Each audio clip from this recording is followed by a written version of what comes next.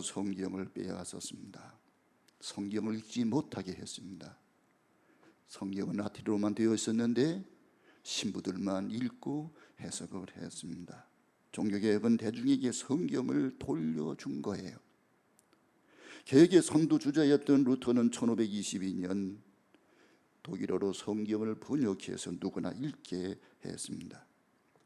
루터는 로마서 1장 17절 말씀을 가지고 종교개혁의 불을 당기게 된 거예요. 복음엔 하나님의 의가 나타나서 믿음에 이르게 하나니 기록된 바는 오직 의인은 믿음으로 말미암아 살리라. 두 번째는 오직 믿음 소라 피데. 개혁자들은 중세 로마 가톨릭 교회의 공덕 사상에서 비롯된 면죄부, 판매, 고행, 고해성사 이런 것에 반대해서 오직 믿음으로서 의롭게 된다 이 신득이 이 교리를 새롭게 한 거예요. 세 번째는 오직 은혜입니다. 루터는 자연 은총을 거부하는 것은 아니지만 특별 은총 하나님의 은혜를 강조하는 어거스틴 신학의 복귀를 주장했습니다.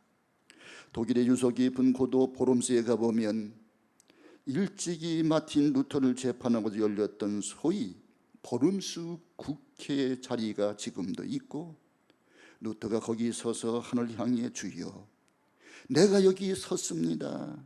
Here I stand. 나는 여기에 서 있습니다. 이렇게 기도했다고 그래요. 루터가 서서 기도했다는 그곳에 저도 서서 기도했습니다. 주님의 음성이 들리는 것 같았어요. 루터는 자기의 생명을 걸고 하나님 앞에 기도하며 대답했던 말은 아주 유명한 것이 되었습니다. 로마의 황제의 그 교황의 명령에 따라서 독일의 황자가 루터를 끌어다가 보름스 의회에 소환합니다. 그리고 협박하기를 내가 그동안 썼던 모든 주장들을 철회하라. 내가 쓴 모든 책들을 불태워 없애라. 그리고 이제 새로운 마음으로 우리의 법을 따르겠노라고 그렇게 하라고 했습니다. 이때 루터가 목숨을 걸고 담대하게 이렇게 말합니다. 성경에 비추어서 내 강조점이 오류가 지적되지 않는 한 나는 나의 주장을 결코 철회할 수 없습니다. 그리고 선언합니다. 나의 양심은 성경의 포로가 되어 있습니다. 나는 양심을 지시하는 바를 역행할 수 없습니다. 적어도 내 양심에 대해서는 이것이 성경이요 성경이 말씀하는 데에 내가 한치도 양보할 수 없습니다. 그리고 하나님 앞에 그는 기도합니다. 하나님이여 내가 여기 서 있습니다.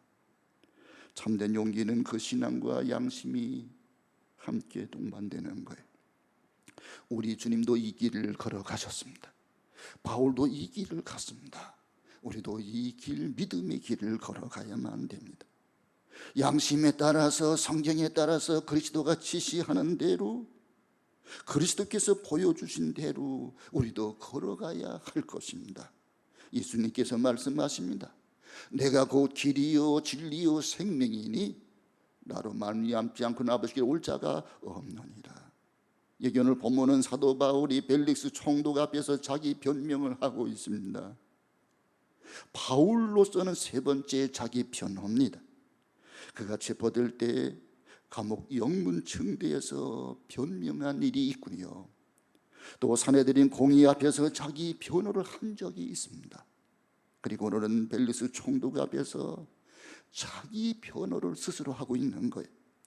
여기에 생사 문제가 달려 있습니다. 총독은 로마를 대신하여 사실상 법적으로 사형을 선고 집행할 수 있는 사람입니다. 고난의 시대를 살아가온 우리들이 오늘 여기 본문을 통해서 말씀의 제목 그대로 거리낌 없이 믿음으로 살아가기를 기도합니다. 우리 한번 따라합시다. 거리낌 없기를 힘쓰노라.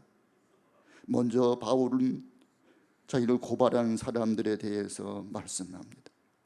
바울을 고발한 사람들이 누굽니까? 유대교의 대제사장 아나니아입니다. 그가 고발하는 사람들의 그 의견을 묶어가지고 대표적으로 고발하는 거예요. 거기에 장로들을 대동하고 말 잘하는 변호사 더둘러를 대동해서 바울을 죽이려고 합니다. 유대 대제사장은 사형을 선고하거나 집행할 권한이 없기 때문입니다. 종교 지도자가 사람을 죽이는 그 태도부터 문제가 되지 않아요? 종교 지도자는 사람을 살리는 지도자지요. 그런 여기 대제사장은 유대 법률을 따라 이 바울을 죽이기로 결단하고 로마 총독에게 넘겨서 사형케 해달라고 그렇게 요청하고 있는 거예요. 일찍이 예수님도 빌라도 총독 앞에서 재판을 받아 사형 선고와 함께 집행이 되어서 십자가에 달리셨잖아요. 이렇게 밀어볼 때 지금 벨릭스 총독 앞에 섰다고 하는 것은 마치 예수님께서 빌라도 앞에 선 것과 같은 중요한 의미를 가지고 있는 거예요. 여기 사도 바울의 생사 문제가 달려 있습니다. 절박한 재판정입니다. 그런데 여기 보면 바울의 자기 변호는 담대해요. 그리고 그 마음 깊은 곳에 무엇인가 결단이 있습니다. 믿음이 있습니다. 아마도 바울은 분명히 그는 생각했을 것입니다. 너는 가이사라에서 이제 로마의 가이사 앞에 설 것이다. 너는 로마에 갈 것이다. 로마에서 복음을 증거하리라. 주님께서 환상 중에 말씀하신 그대로를 바울은 믿은 거예요. 또 자기를 담대케 하시는 성령의 역사와 말씀을 분명히 기억하고 있습니다. 어찌 보면 자기를 재판하고 있는 자 앞에서 재판 자체에 대해서 대수롭게 여기지 않고 있습니다. 고난을 좀 당하겠지만, 매도 맞겠지만 벨루스 총독이 자기를 죽이지는 못할 것이다. 그가 기도하다가 환상 중에 주님께서 나타나 말씀하셨잖아요. 너희는 가이사 로마 황제 앞에 설 것이다. 성령의 음성을 들었잖아요. 어려움을 당하는 것은 사실이지만 로마에 간다는 분명한 음성까지 듣고 믿었던 것입니다. 내가 가이사 앞에 설 것이다. 바울은 로마의 시민권자입니다. 바울은 환상을 보고 성령의 음성을 들었습니다. 사도행전 23장 11절에 그날 밤에 주께서 바울 곁에 서서 이르시되 담대라 내가 예루살렘에서 나의 당한 일을 증언한 것 같이 로마에서도 증언하리라 하시니라. 바울은 환상 중에 나타난 주님의 그 음성을 믿었습니다. 그리고 담대할 수가 있었습니다. 여기 본문에 보면 이 변명을 바울은 구차하게 하지 않습니다. 오히려 이것을 계기로 해서 내가 무엇을 믿고 있으며 내가 무엇을 전하고 있으며 내가 왜 핍박을 당하고 있는지를 담대히 만인 앞에서 그는 지금 증언하고 있는 거예요. 여기 바울의 자세를 세 가지로 요약할 수가 있는데, 첫째는 먼저 고난을 피하고자 하는 구차한 자세가 아닙니다. 이런 말 저런 말로 벨릭스 앞에 잘 보여가지고 우선 이 자리부터 모면해 보려고, 고통을 면해 보려고 그렇게 비겁한 자세를 취하지를 않습니다. 반면에 바울을 고발한 사람들을 보세요. 권력자 앞에 아부 떨고 권력자를 이용해 적대자를 죽이려고 하는 그들의 모습 속에 사탄의 모습을 우리가 보게 되잖아요. 오늘 말씀의 배경인 사도행전 24장 3절 말씀을 한번 성경을 찾아서 같이 한번 읽어봅니다. 3절 말씀, 벨리스가 가에 우리가 당신을 힘입어 태평을 누리고 또 이 민족이 당신의 선견을 말미암아 여러 가지로 개선된 것을 우리가 어느 모양으로나 어느 곳에서나 크게 감사하리이다. 여기 이들은 벨릭스를 띄워주면서 가진 말로 아첨을 다합니다. 긴 인사를 하는 저 한심한 무리들을 보십시오. 오늘날도 이런 사람들이 너무 많습니다. 진리 편에 서지 아니하고 정의 편에 서지 아니하고 권력에 안보하는 자들이 활개를 치고 있지 않습니까? 여기 유대야 사람들이 바울을 고소할 때는 뭘로 고소했느냐? 선동죄로 고소했습니다. 선동죄로 뭐라고 합니다? 종교적인 문제를 정치적인 문제로 프레임을 씌워서 지금 고발하고 있습니다. 그럼 뭐라고 고발합니까? 이 사람은 연병 같은 사람입니다. 이 사람이 가는 곳에는 의뢰 출애불이 일어납니다. 이들은 출애불 메이커입니다. 어디서나 이 사람만 있으면 문제가 생깁니다. 이들이 때를 지어서 합세해서 바울을 고발하고 송사하고 있는 것입니다. 이 사람은 연병 같은 사람입니다. 이 사람이 로마 정부에 가면 로마 정부의 치안 문제, 안보 문제가 걸리는 것입니다. 그러니 이 골치 아픈 존재를 어떻게 해야 됩니까? 애전하게 없애버려야만 됩니다. 그런 뜻으로 마치 로마 정부를 위해서 로마 정부 관리자들에게 그렇게 아부하면서 지금 문제덩어리 이 트러블 메이커인 바울을 죽이자는 거예요. 마치 예수님을 그렇게 몰아세운 정치꾼들, 타락한 종교인들이 그렇게 하지는 않았습니까? 요한복음 11장 49절 50절 말씀 보면 그 중에 하나인 그의 대제사장 가야바가 그들에게 말하되 너희가 아무것도 알지 못하는도다. 한 사람이 백성을 위하여 죽어서 온 민족이 망하지 않게 되는 것이 너희에게 유익한 줄을 알지 못하는도다. 한 사람 예수를 죽여서 온 나라가 평안하다면 그 사람 죽여야 되지 않겠느냐. 가야바 그렇게 총독에게 첨언하는 이야기입니다. 그들은 지금 바울의 일을, 바울은 복음을 전하는 사람이에요. 복음 전하는 사람이에요. 이건 종교의 문제예요. 근데 종교의 문제를 정치 쟁점화시켜서 바울을 선동자로 몰아세워서 이런 사람은 죽여야 된다는 거예요. 이런 사람 내버려두면 세상이 소란스러워진다고, 폭동이 생긴다고, 그러니 없애는 게 좋겠다고, 그래서 벨릭스를 충동질하고 있는 것입니다. 사실을 고발한 사람들보다 피고인인 바울이 지금 다급하잖아요. 고발한 사람들이 고발해버리면 그만이지만 피고인인 바울의 생사 여탈이 거기 걸려 있잖아요. 여기에 대해서 바울의 변호를 들어보십시오. 바울은 복음적으로 변명합니다. 그럼에도 불구하고 바울은 입을 열어 말씀하는 첫마디를 보십시오. 오늘 말씀 10절 11절 같이 한번 읽어봅니다. 10절 말씀, 총독이 바울에게 머리로 표시하여 말하라 하니 그가 대답하되 당신 여러 해 전부터 이 민족이 재판장 된 것을 내가 알고 내 사건을 내가 기꺼이 변명하나이다. 당신이 아실 수 있는 바와 같이 내가 예루살렘에 예배하러 올라간 지 열흘밖에 안 되었고, 이렇게 그는 자기 변호를 시작합니다. 당신 오랫동안 사마리아에서 총독을 지냈고 예루살렘에서 총독을 지냈고 이제 가이사르에 있어서 이 지방을 이렇게 오랫동안 다스렸으니 우리 종교, 우리 문화에 대해서 잘 알 것입니다. 이렇게 이야기를 하고 구구하게 자기 변명을 하지 않아요. 그렇다고 무례하지 않습니다. 바울은 담대하게 선명하게 자기를 변호합니다. 이 담대함, 선명함, 이 용기 있는 모습이 벨릭스 마음을 감동시킵니다. 급기야 벨릭스는 바울에 대해서 호감을 가지게 됩니다. 그리고 바울의 말을 더 듣고 싶어 합니다. 바울의 말씀에 예수는 누구이며 왜 예수님이 죽었으며 예수님이 어떻게 부활하셨으며 생명이 무엇인지 영생이 무엇인지 그런 영적인 일들에 대해서 지금 벨릭스 총독이 감동을 받고 있는 거예요. 말이 길어야 능사가 아닙니다. 문제는 진실성에 있어요. 탐욕과 용기에 있습니다. 설명이 길어야 되는 게 아닙니다. 진실이 문제입니다. 진실에 감동이 있는 것이지 긴 말이나 웅변에 사람 마음이 감동되는 것이 아니라는 말이에요. 지금 여기에 체포등에 와 있는 하나 죄수인 바울이 있습니다. 한낱 죄인의 모습으로 이렇게 손에 수갑이 채워서 시퍼런 재판정에 서 있는 피고가 되어 있습니다. 이런 사람이 감히 서술 푸른 그런 로마 총독에 설득한다는 것은 쉬운 일이 아닙니다. 그런 뜻밖에도 깊은 인상과 감명을 심어준 것으로 본문의 결론이 나오는 것을 볼 수가 있습니다. 그는 고난을 피하려고 하지 않았습니다. 용기 있게 담대하게 믿음으로 말씀했습니다.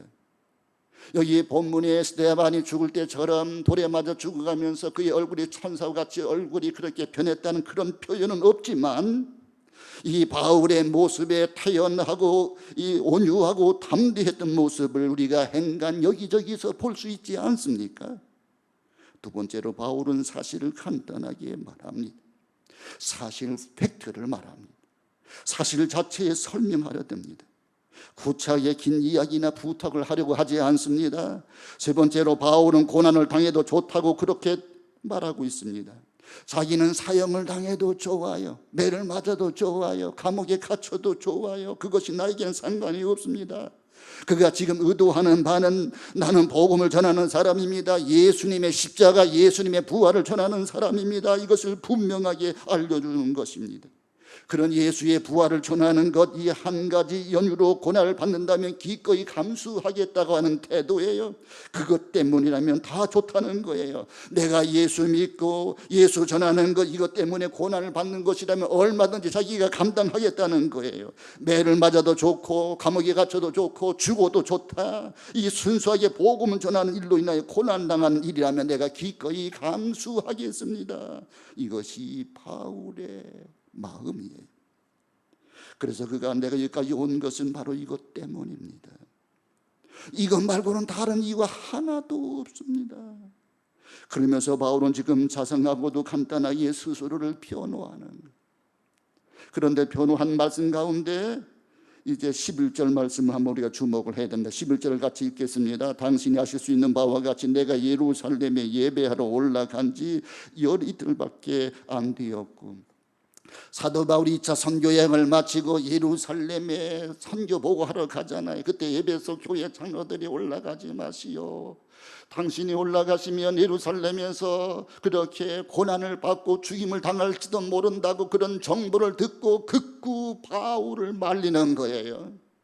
그런데 바울은 예루살렘에 올라가서 자기가 이 선교 과정에서 이런 모든 사건들, 하나님 은혜에 대해서 증언하지 않을 수가 없습니다. 내가 이 복음을 증거하는 일을 함에 있어서 내가 부득불 죽는다 할지라도 내가 원하는 바로다, 그렇게 그는 고백하고 예루살렘에 올라가 그런 예배하고 이 예루살렘에서 이 사도들에게 일어났던 선교를 보고하게 되잖아요.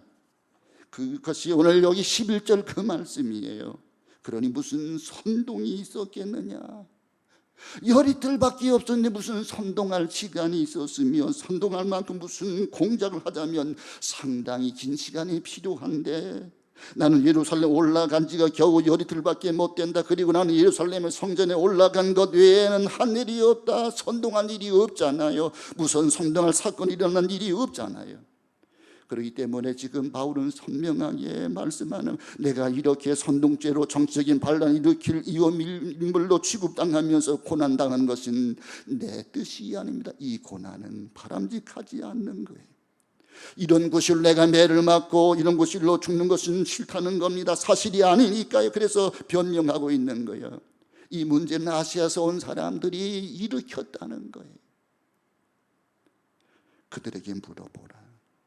정말로 고소할 사람들이 있다면 그들이 와서 고발해야 되지. 왜 대제사장 아나니아가 저렇게 대신하여 고발을 하겠느냐? 그리고 오늘 말씀 19절 20절 내려가서 19절 20절 같이 읽겠습니다. 그들이 만일 나를 반대할 사건이 있으면 마땅히 당신 앞에 와서 고발했을 것이요, 그렇지 않으면 이 사람들이 내가 공의 앞에 섰을 때 무슨 옳지 않은 것을 보았는가 말하라 하소서. 그들 가운데 사실 진실을 말할 사람이 없어요. 그렇지 않으면 이 사람들이 내가 공의 앞에서 이렇게 이야기하는데 내가 잘못 허위로 이야기하는 것을 고발하라고 이렇게 이야기하잖아요. 선동한 일도 없고 선동할 까닭도 없고 선동할 시간도 없고 선동할 기회도 없었다. 그런데 내가 어떻게 선동죄의 죄인이란 말인가? 이유가 있어 박해를 당하는 것이라면 내가 즐겨 받을 것이다. 그러나 오해로 핍박받는 것은 옳지 않다. 로마 정부를 위해서도 옳지 않고 벨릭스 총독 당신을 위해서도 옳지 않고 나 자신을 위해서 그것도 옳은 것이 아니다. 사실을 사실대로 직시해 주기를 바란다. 이것이 바울의 변명 내용입니다. 대단히 중요한 일이라고 생각합니다. 그러면 이 고난의 시대를 살아가는 저와 여러분들이 고난을 당할 때 어떻게 해야 되는가? 성경은 환난을 벗어나고 근심을 해결하는 비결을 말씀하고 있어요. 그것은 주의 손이 나를 도와주셔야 된다는 거예요. 우리가 흔히 말하는 근심이라고 하는 것은 메리조라고 하는 단어를 쓰는데, 메리조는 나누다, 분리하다는 뜻입니다. 누스, 마음이라는 이 말의 합성어인데요, 근심이란 마음이 둘로 셋으로 자꾸 나뉘어지는 걸 가리켜서 분리라고 그래요. 마음이 분리되면 근심이 찾아와요. 다시 웃자, 그런 책을 쓴 찰스 스윈돌은 그 책 속에서 이렇게 이야기합니다. 사람들이 왜 근심에 빠지게 되는가? 하나는 근심이라는 것. 이 근심이라고 하는 것은 사실 존재하지도 않는 것인데 내가 그렇게 여겨서 근심하는 경우가 많아요. 일어나지 않을지 모르는 그런 일에 대한 터무니없는 염려인 경우가 많아요. 그리고 대부분 근심하고 걱정하고 염려하는 일들은 일어나지 않는다는 것입니다. 그런데 이 근심이라고 하는 것, 염려, 걱정이 내 마음을 지배하게 되어지면, 내 마음이 나뉘어지게 되고, 내 마음이 나뉘어지게 되어지면 자기 하고자 하는 일에 집중하지 못하게 되어지고, 그리고 웃음이 사라지고 근심이 그 자리를 차지하게 되는 거예요. 그럼 두 번째, 스트레스입니다. 스트레스는 근심, 걱정보다 더 심각한 것인데, 스트레스가 쌓이면 하나님과 관계도 멀어지고 정신도 육체도 괴롭히고 모든 질병의 원인이 요즘에 스트레스라고 이야기하지 않습니까? 그러니까 여러분, 스트레스가 우리 삶 속에는 없을 수가 없지만 스트레스가 찾아올 때 스트레스를 여러분들이 스트레스 여기지 아니하는 게 중요합니다. 세 번째는 공포입니다. 이것은 위험이나 불행이나 고통이 있을 때 느끼는 무서운 불안정인데, 근심이나 스트레스처럼 기쁨을 빼앗아가고 사람을 망가뜨리는 거예요. 그래서 이 공포, 두려움에 사로잡히면 무슨 일을 하기가 어려워요.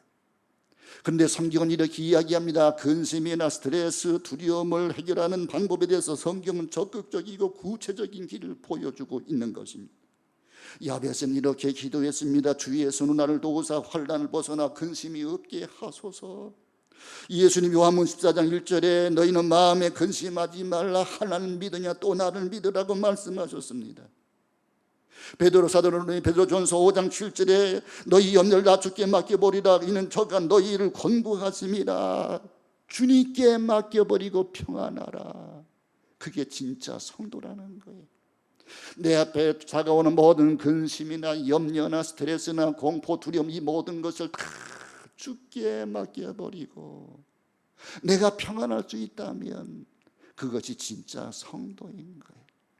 여러분, 우리의 삶 속에 재난이 찾아옵니다. 전염병도 찾아옵니다. 질병도 찾아옵니다. 많은 사건 사고가 터져나오기도 합니다. 그럴 때 내가 짐짓 일부러 더 고생, 근심을 많이 하는 사람들이 많다니까요. 그 모든 것들을 선히 인도하신 하나님, 환난을, 근심을 없게 하신 주님께 맡기고 평안하라고 말씀하는 거예요.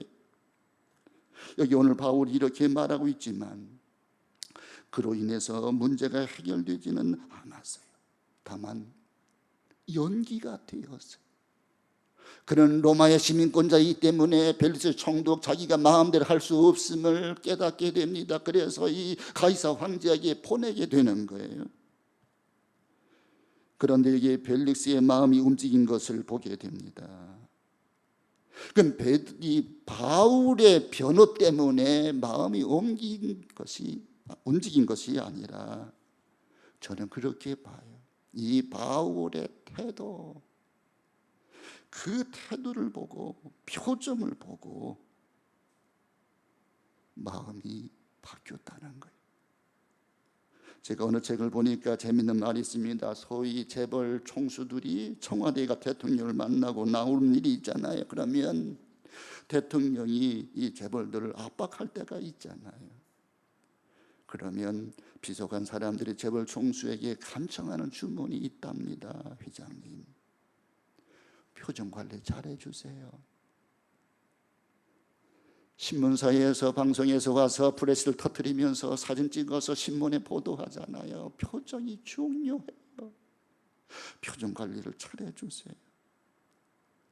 크게 성공하는 CEO의 이야기입니다. 좀 기분 나쁜 일이 있더라도 웃으면서 대하라. 호구정을 듣거나 무슨 복잡한 문제가 생겼더라도 적어도 회담을 마치고 나올 때는 활짝 웃는 얼굴로 나서라. 저는 그 책을 읽으면서 맞다. 문제는 우리의 마음이요, 생각이요, 우리의 태도입니다. 우리가 신앙적으로 맞이하는 태도입니다. 우리가 예수 잘 믿어야 돼요. 예수 믿는 사람들이 세상 사람들보다 더 나쁜 경우가 많아요. 인격이 더 망가진 경우가 많아요. 못된 경우가 많아. 세상 사람들도 하지 않고 세상 사람들은 그저 막걸리 한 잔 먹고 풀고 용서하고 지나는데 예수 믿는 사람은 꼭 해가지고 말도 안 하고 풀지도 않고 자기가 옳은 것처럼 자기가 하나님 노릇하고 그런 경우들이 많다니까요. 우리 예수 믿는 사람들은 먼저 표정 관리를 잘하셔야 돼요. 회의를 할 때도 그렇고요, 예배하고 나갈 때도 그렇고, 여러분 표정 관리를 잘하세요. 좋은 표정, 웃는 표정으로 은혜 받았습니다. 그러고 나가면 본인도 좋고 목사님도 좋고 하나님도 좋은데 표정이 싸나워져 가지고요 욕받수다 그리고 나가는 사람들이 있어요. 그러면 자기도 괴롭고 목사님도 괴롭고 하나님도 괴로워. 어쩌자고 저 인간은 교회 가서 예배드리고 나오면서 저렇게 말하나. 예수 믿는 사람들은 표정이 좋아야 돼. 여러분 예배드리고 집에 가서 아이들에게 남편이 활짝 웃는 얼굴로 대하세요. 그러면 저들이 은혜가 뭔지는 모르지만, 하나님이 베푸신 은혜가 뭔지는 모르지만 교회만 갔다 오면 싱글벙글 기분 좋고 너그럽고 넉넉하고 풍성하고, 교회 가면 좋은 거야. 나도 교회를 다녀야지. 나도 교회를 가고 싶어. 나도 교회 갈 거야. 이렇게 되는 거예요. 표정 관리가 중요하다니까요. 그게 내 얼굴이 전도지가 돼야 된다니까요. 어느 경찰관이 누가 와서 어느 교회를 나갈지 몰라서 물었답니다. 어느 교회를 가면 좋겠습니까? 그 경찰관이 어느 교회로 가세요? 그리고 안내를 했습니다. 그 사람은 교회를 아는 사람이 아니에요. 근데 그 교회 갔다 오는 사람들이 얼굴이 밝아, 은혜가 넘쳐, 풍성한 은혜가 있어. 근데 그 교회를 소개하는 거예요. 그렇게 전도하는 거예요. 얼굴이 전도지가 되는 거예요. 여기 지금 사도 바울이 내가 이렇게 핍박받고 있는 것은 하나님을 섬기는 일 때문입니다, 그렇게 고백합니다. 이것이 그의 변호의 총주제입니다. 하나님을 섬기는 것, 열심히 섬기는 것, 양심의 거리낌이 없이 하나님을 섬긴다, 이렇게 그는 고백하자는 말씀. 오늘 16절 다 같이 한번 읽겠습니다. 16절 말씀입니다. 이것으로 말미암아 나도 하나님과 사람에 대하여 항상 양심의 거리낌이 없기를 힘쓰나이다. 여러분 영어로 예배를 워십 서비스라고 그래요. 예배는 하나님께 봉사하는 거예요. 하나님을 섬기는 거예요. 하나님을 찬양하고 하나님께 기도하고, 우리는 이 영적으로 하나님을 섬기는 거 워십 서비스예요. 우리가 처음에 교회 나오면 하나님께 뭘 달라고 받으려고만 해요. 근데 좀 성숙한 크리스찬이라면 이제 하나님을 위하여 하나님을 섬기는 거예요. 하나님께 충성하는 거예요. 하나님께 봉사하고 하나님을 위해 섬기는 자세가 진정한 의미에서의 예배인 거예요. 예배는 신령과 진정으로 하나님께 드리는 거예요. 이 복음을 쫓아서 하나님을 섬깁니다. 유대 사람들은 유대주의라고 하는 자기네 나름대로 종교 사상으로 하나님을 섬기는데, 딴에는 다 같이 하나님을 섬기는 것처럼 되어 있잖아요. 그런데 섬기는 방식이 달라요. 섬기는 목적이 달라요. 섬기는 방법이 달라요. 그래서 마틴 루터는 유명한 말을 합니다. Let God be God. 하나님으로 하나님 되게 하라. 하나님을 하나님으로 섬기라고 그렇게 해석하는 거예요. 하나님을 하나님으로 섬긴다는 것은 하나님이 계시하신 방법대로 하나님을 섬기는 거예요. 내 생각, 내 방법으로 하나님을 섬기는 게 아니에요. 내 발상이 아닙니다. 주께서 보여주신 그 방법대로 주를 섬겨야 돼요. 우리 예수님조차도요, 내 뜻대로 마옵시고 아버지 뜻대로 하옵소서. 자기의 죽음도 십자가를 지는 것도 하나님 아버지께 온전히 맡기고 하나님 뜻에 순종하는 것, 그게 서비스예요. 그게 섬기는 거예요. 유대 사람들은 율법에 대해서도 저들 나름대로 인본주의 방법으로, 형식적인 방법으로, 외식적으로, 인간 중심으로, 기복적으로 생각했어요. 어떻게 하면 복을 받을까? 어떻게 하면 벌을 받지 않을까? 그것도 이 세상에서 이렇게 기복적인, 자기 중심적인, 인간 중심적인, 인본주의적인 율법주의 사상으로 하나님을 섬겼습니다. 근데 결국은 무슨 짓을 했습니까? 예수를 십자가 못 박아 죽이고 지금도 바울도 죽이려고 하는 것이잖아요. 예수님이 하나님을 섬기는 방법은 그런 것이 아니었습니다. 예수님께서 율법의 근본적인 뜻을 하셨어요. 그게 뭐냐? 하나님의 사랑이에요. 하나님의 사랑이에요. 마음을 다하고 뜻을 다하고 하나님을 사랑하라. 내 이웃을 내 몸처럼 사랑하라. 사랑이 아니면 말하지 말고, 사랑이 아니라면 판단하지 말고, 하나님 아버지의 뜻을 쫓아 용서하는 마음, 사랑하는 마음으로. 그래서 예수님은 누구든지 다 포용하고 수용하시잖아요.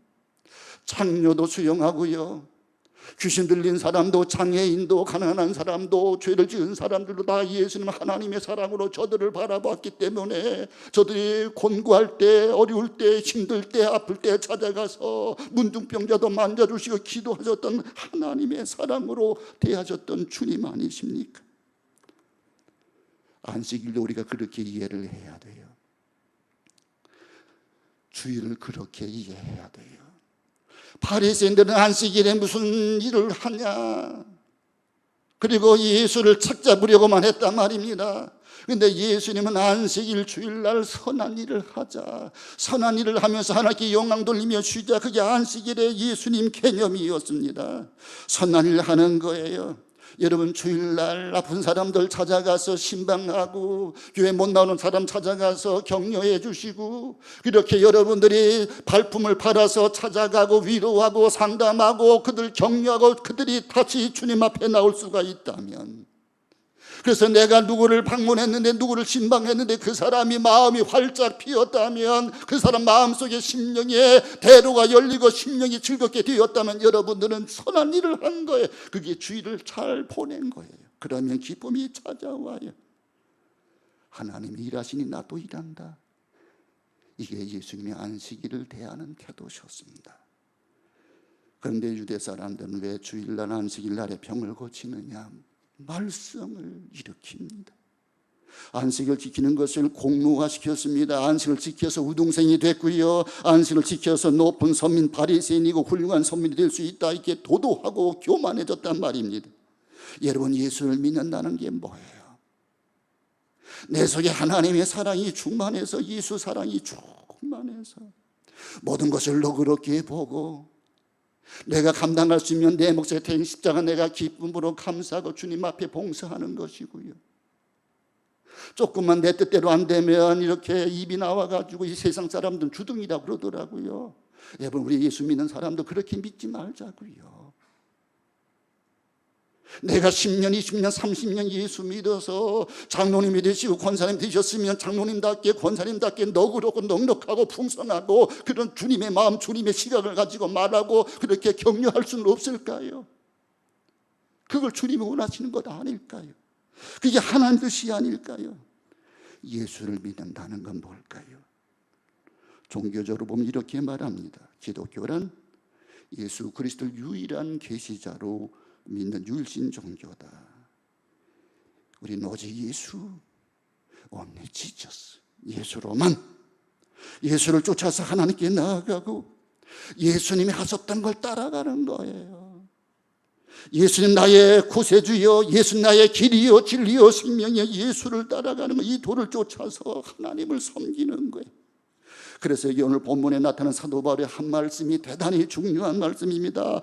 14절 15절 말씀을 다 같이 한번 읽어봅니다. 그러나 이것을 당신께 고백하리다. 나는 그들이 이단이라 하는 도를 따라 조상의 하나님을 섬기고 율법과 선지자들의 글에 기록된 것을 다 믿으며 그들이 기다리는 바 하나님을 향한 소망도 나도 가졌으니 곧 의인과 악인의 부활이 있으리라 하며, 저들이 믿는 하나님, 나도 믿어요. 저들이 믿고 따르는 율법 나도 존중해요. 그런데 여기 바울의 고백은 그거잖아요. 예수님, 나를 위해 십자가 달려 죽으시고 나를 위해 부활하신 그 예수님이 우리의 소망이에요. 그 나는 예수를 증거했을 뿐이에요. 그 말을 하잖아요. 여러분, 어떤 상황과 환경 속에서도 예수님을 잘 섬기시겠습니까? 아멘이요. 그렇게 되기를 바랍니다. 여기서 바울은 마지막 결론을 내리게 됩니다.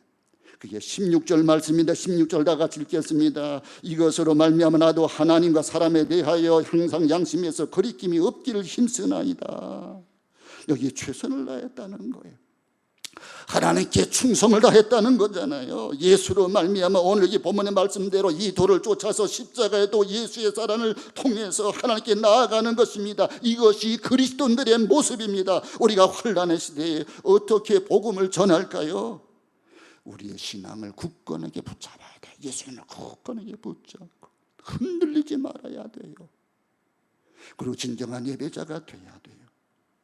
그리고 내가 기쁨으로 그 예수를 만나는 사람에게 전하는 거예요. 요즘에 생면 부지의 사람들 만나기가 어렵잖아요. 그러니까 아는 사람들, 친구들, 가족들, 친척들, 주변 사람들, 관계하는 사람들 있잖아요. 장사다범들 만나는 사람들, 그들에게 예수 사랑으로 진정성 있게 그러다가 예수를 구체적으로 전하는 거예요. 그게 관계 전도예요. 우리 주님 기뻐하시는 믿음의 삶을 살아가는 우리 모두가 되시길 주 이름으로